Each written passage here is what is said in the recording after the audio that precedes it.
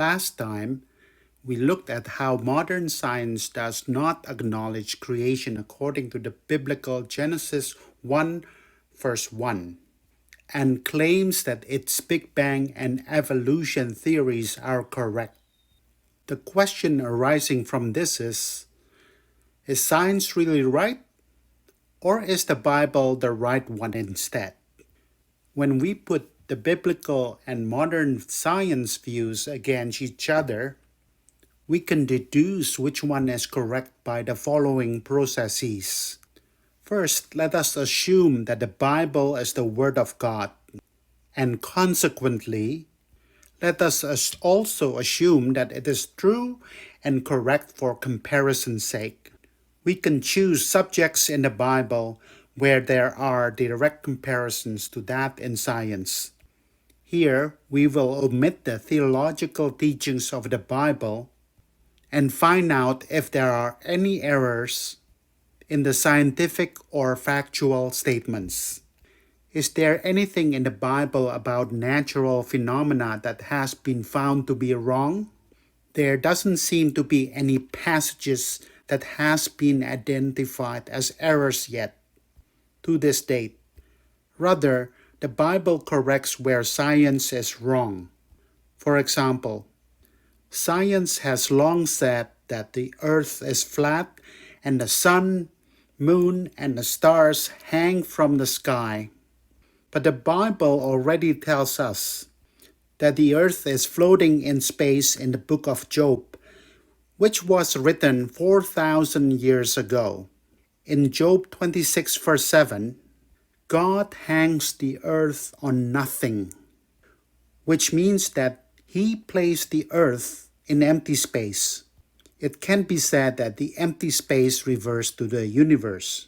Also, in Proverbs and Psalms written 3,000 years ago, there is a verse, "Circle upon the face of the deep," in Proverbs 8:27. And there's also a verse, "Circle of the earth," in Isaiah 40 verse 2. These two expressions tell us that the earth is circular. So the Bible tells us in advance that God made the earth round and placed it in outer space. Also, people thought there were only a few thousand stars until they looked properly into the sky with a telescope. However, 4,000 years ago, God had already told Abraham that there were countless stars by saying, "See if you can count the stars." Also, God commanded the Israelites to wash their hands before eating, not to touch a dead body, and to wash their hands with running water if their hands were contaminated. It can be said that this is a way for humans to know in advance how to prevent infectious diseases even before they discover bacteria and viruses. When the plague struck Europe in the Middle Ages, only the Jews washed their hands well to keep the word of God, but rarely got the plague. So the Europeans thought they knew how to avoid the disease because the Jews had spread it and they hated the Jews a lot. How were ocean currents discovered? In 1842, oceanographer Matthew Maury was reading the Bible and read in Psalms 8 verse 8, "The birds of the air and the fish of the sea, all that swim the paths of the seas." He was paying close attention to see if there really was a road in the sea, and he discovered an ocean current. The Bible informed us of the existence of ocean currents 2,800 years before science. Water evaporates, forming clouds and fogs, and falls again like rain. This principle of water circulation was discovered in the 16th and the 17th centuries. However, the Bible tells us this in the book of Job 4,000 years ago. How is it? If the Bible is nothing more than a legend or a storybook, can it be error-free and rather convey information before science and more scientific than science? The Creator can do this. He made it himself. So what he says is not wrong, and there's no need to modify it. But the history of science takes a completely different path. Science began not with God the Creator, but with man as a creature. Science is the subject of finding out and correcting things that were not known or misunderstood. Science has historically forced and corrected false knowledge countless times. This is close to what science really is. For example, before Galileo, the theory that the earth revolved around the sun was the supreme truth. As knowledge developed, this theory, which was supposed to be an eternal and perfect truth, also changed. In this way, the truths known so far will be overturned countless times in the future. This is because science is still developing and not complete. Especially cosmology has more things to know than other studies, and there is a long way to go. Astronomers have studied it, so you might think it's very advanced, but in fact, it's only a high-level guess based on a few observations. Or there were many cases where theories are hastily created based on misobservation. What would happen if you could first come to a conclusion and find the evidence in the hope that this is right? If you find evidence that fits your assumption, you adopt it. And if you find evidence that goes against your assumption, you throw it away or deny it as false observation. These theories can be overturned at any time, but can you still believe in science that is constantly revising and fixing things as they were 100% finished?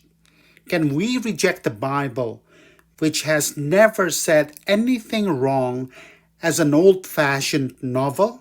There are those who want to admit creationism, the Big Bang Theory, and the theory of evolution as a mixture. They say that after God created the universe 13.8 billion years ago, He waited for life to occur spontaneously and evolution to complete. After waiting for a long and tedious time for human evolution to be completed, God breathed a soul into the apes to create Adam, and finally began to interact with humans. However, this is a denial of the Bible in Genesis 1, which states that God created all animals, plants, and humans separately from the beginning. Such compromises do not take the word of God literally, but demean it into a symbolic expression. It also has the effect of damaging the omnipotence of God. The purpose of God's creation of the world is to glorify God through human beings. However, God could not create humans with His own ability alone. So He had to wait tediously for 13.8 billion years for living things to arise spontaneously and human evolution to be completed.